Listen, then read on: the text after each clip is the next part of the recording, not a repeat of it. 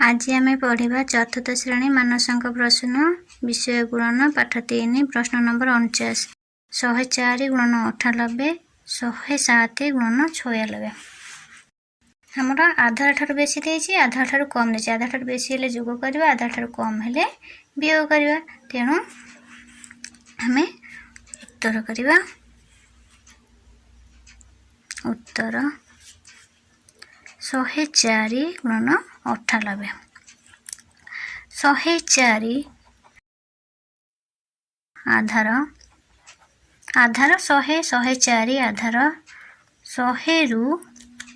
4 अधिक अच्छी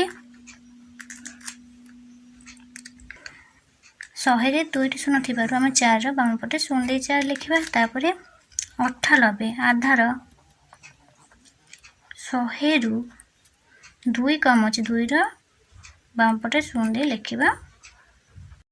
कम अच्छे तेणु 104 विचलन 4 104 विचलन 4 98 विचलन 2 आधा ठार अधिक अच्छे 104 तेणु तार डाहाण पटे युक्त चिन्ह दे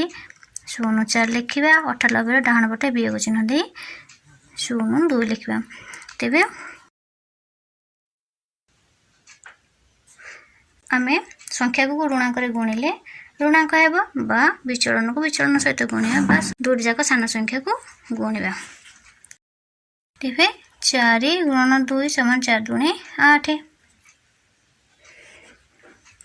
आमे लिखिबा 8 तापर तेरे छाबा कोन कोन वियोग करिबा बा जोग करिया गोटे संख्यार विचलन को जोग करिया गोटे संख्यार विचलन को वियोग करिबा तेबे 104 वियोग 2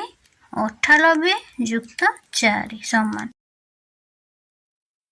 104 रु 2 वियोग कले पाइले 102 98 को 4 जोग कले पाइले 102 संख्याटी पाइले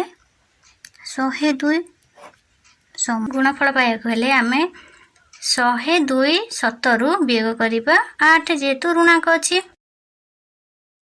तेबे आमे गुणफल आमर आसीबा 102 7 रु वियोग करिबा 8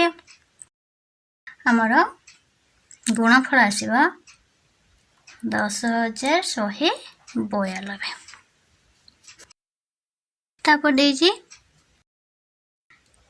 107 गुणन 96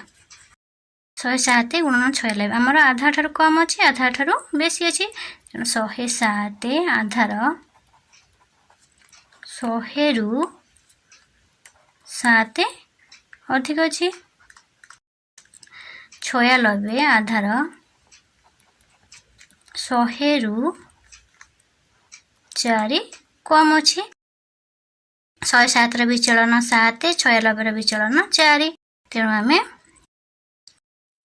2 शून्य थी आम 7 बाम पटे 0 दे 7 लिखिले 100 2 शून्य 4 बाम पटे 0 दे 4 लिखिले तेणु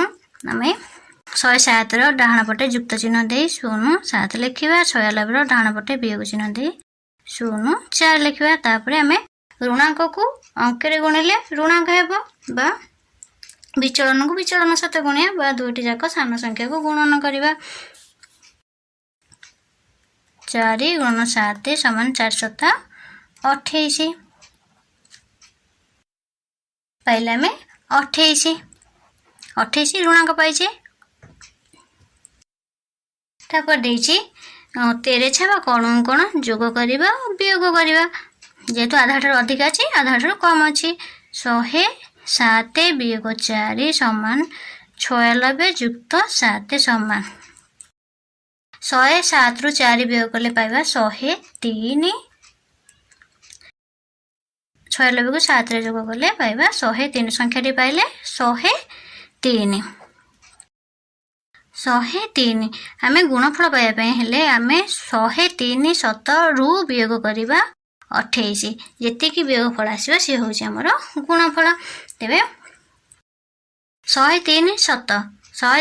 होछि 10300 रु वियोग करबा 28 10300 रु 28 वियोग कले पाइबा आमे 10000 10,200 72।